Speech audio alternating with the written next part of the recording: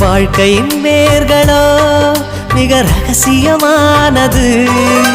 ரகசியம் காண்பதே நம் அவசியமானது. தேடல் உள்ள உயிர்களுக்கே தினமும் பசி இருக்கும்.